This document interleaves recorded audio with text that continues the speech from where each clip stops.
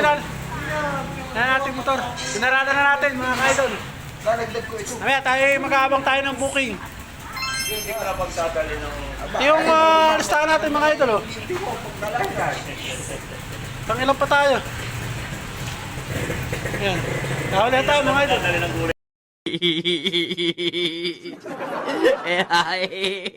Ayaw kami. Pinamayang ka... Kahulihan pa tayo. Maya tayo mag ano ng ating pasahero. Tayo mga kabiyahe dito, mga idol. Ha? Many hours later. Ayan mga idol, narito tayo sa Aikdan. Bali, nag-chat si Ate Karen sa atin atin daw kaunin dito sa kanila. Sa kanilang bahay. And bali, narito na tayo, nakarating na tayo. Makarating ba natin mga idol? Tayo na, Ate Karen. Yeah, mga idol Bali tayo magsikap. Yan lang.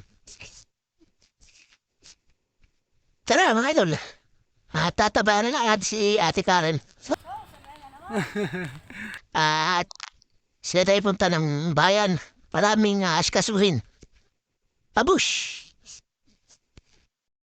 Narito na kami sa General Nakar at may papasa nga daw si Ate Karen na papeles sa pagkaapuan ng kuryente mga idol. Bayan na pagkatapos na namin dito pumunta ay pupunta pa kami ng Kasilko doon sa Gumian mga idol.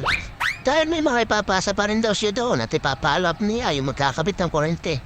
Dahil nakalipas na mga 10 taon na hindi pa doon nakakabitan yung kanilang pabayuhan mga idol. Charis. Ayaw, di ma! Bali, aantay lang natin si Ate Karen at naririn niya sa loob ng munisipyo at nagkuha na nga tayo ng mga magagandang view rito sa may munisipyo ng General Nakar mga idol. Kaya hintayin na lang natin si Ate Karen at tayo makagorabis na doon sa duyan mga idol. Tara, let's!